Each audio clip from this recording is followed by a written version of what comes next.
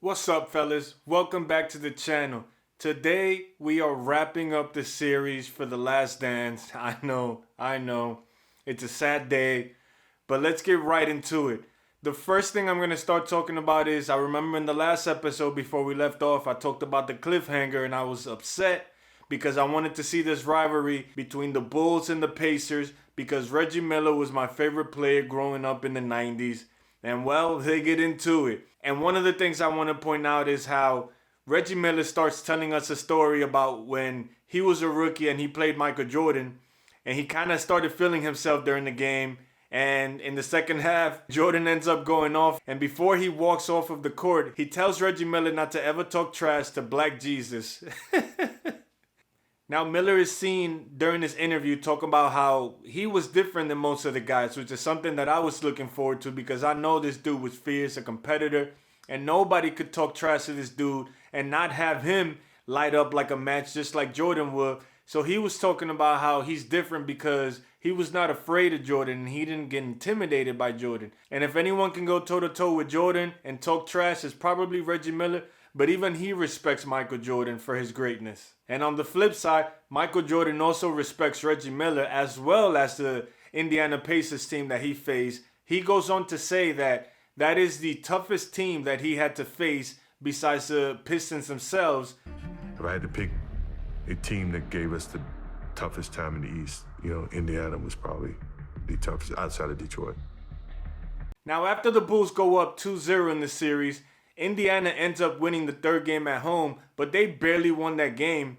And you can see the Bulls and even Phil Jackson talking about how they felt like they didn't play well, and they still barely lost that game. So going into game 4, there's already some sort of back and forth going on there, and we know this is going to be a long series and a tough one. And let's just jump right into the end. The Pacers call a play, and you know the ball is going to Reggie Miller, and Reggie Miller is guarded by someone else, but they set the screen, which actually switches Michael Jordan onto him. And Reggie Miller just basically says, "Get out of my way, boy!" Pushes Michael Jordan out of the way and hits the game winner. This is why I love Reggie Miller. This dude is as clutch as they come, as competitive as they come, and this is what I was excited about seeing. So the series is now tied 2-2 and they're going back to Chicago. Now for some reason they decided they wanted to go back into the 97 finals against the Utah Jazz, where the Bulls were up 2-0 at that point, and then the Jazz win game 3. In game 4, they start to kind of build on the relationship between Steve Kerr and John Paxson. John Paxson actually sort of becomes like a mentor to him and they become close friends.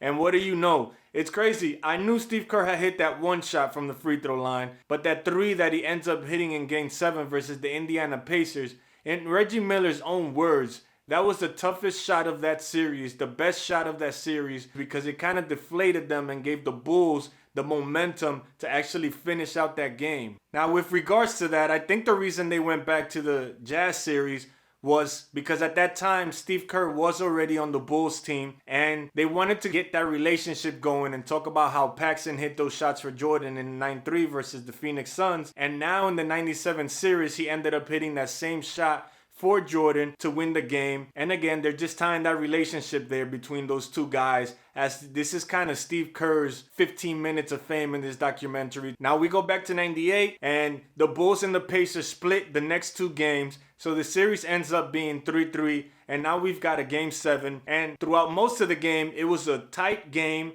back and forth going on. The critical moment in this episode is when Reggie Miller says that Steve Kerr hit the toughest, most important shot of the series because it deflated them and at the same time gave the Bulls that extra push that they needed to finish out that game and win the series. And one thing that I love about what Reggie Miller said was he touches on how that experience of being a champ and the heart of a champion and all of that it kind of kicked in at the end of that game, and that's how they ended up closing that game and winning the championship for them.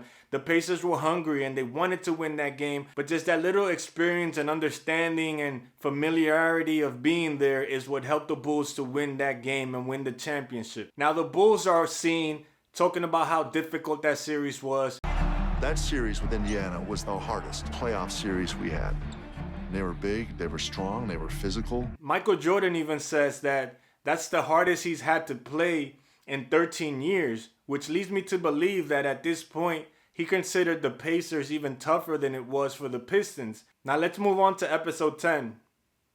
The first thing that caught my attention in episode 10 is when the Bulls are practicing and they're launching up shots from, I want to say it's like 5 to 6 feet behind the 3-point line. And you see these guys kind of heaving the ball, barely touching the rim. And that's just like, when I was watching, I was like, wow, how the game has changed. We have so many guys now in the NBA that can hit that shot like it's nothing. You know, what we call Curry range.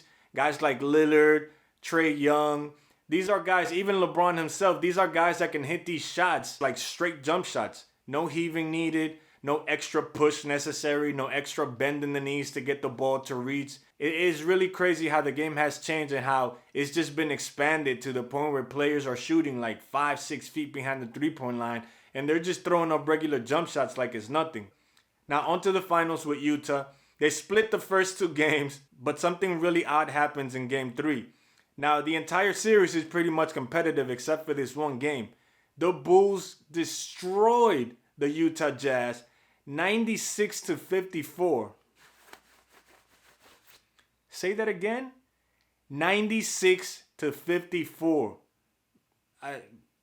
I'm speechless. I am speechless. That is a ass whooping if you ever seen one. 54 points in 4 quarters? Wow. I mean, again, I'm speechless. Like I don't even know what to say. I don't understand how a professional basketball team, let alone in the finals, can just be so pathetic to put up 54 points. Another thing that I didn't remember was the Scottie Pippen back injury. I don't remember this. Like, again, it's crazy when you forget these little details from all of these series. And that's probably what I've enjoyed the most from this series, just reliving those moments, because there's a lot of stuff that I forgot about these series. Now Utah wins the next game in Chicago, so they end up going back to Utah to potentially finish out the series. And this is a really tight game, and towards the end of the game, with about 34 seconds left, the Utah Jazz are actually up 3 after John Stockton hits a 3. And the worst thing that could have happened for the Utah Jazz. First of all, Jordan comes down and hits like a running layup to cut the lead down to 1. And then knowing that the Utah Jazz have ran the same play a couple of times to go to Karl Malone in the post on the right side, he ends up staying there behind Karl Malone and smacks the ball out of his hands and takes it. And what happens next is critical because it's iconic. So a couple of things happen. Michael Jordan is walking down the ball and Phil Jackson just looks at him and does nothing, doesn't even consider calling a timeout. He explains that the reason he did that was because he didn't want Utah to be set, which is smart coaching. Jordan knows he's probably thinking the same way, and so to see them two in harmony is amazing. The next thing, it just cracked me up. They interview Scottie Pippen and they ask him, like, what were you thinking at the time? Get the hell out the way, only thing I was thinking. And Scottie Pippen just says, get the hell out the way. Man, that just made me crack up. That is so funny to see, but it's the truth. I mean, we already know what's going to happen. It's just like every time we're at the stage, this guy just shows up and does what he's supposed to do. Everyone in the crowd is looking like, oh boy, here we go. The guy just refused to lose. So for him to be that smart, to know that play is coming and strip Karl Malone and then take the ball down, waste some clock and wait for the perfect moment to attack and hit that shot and to hold that pose. Iconic. I mean, before he came back to the Wizards, most people forget that even happened. But that is technically how Michael Jordan ended his career. In a second three-peat, hitting a game-winning jump shot where he held his hand up like, this is it.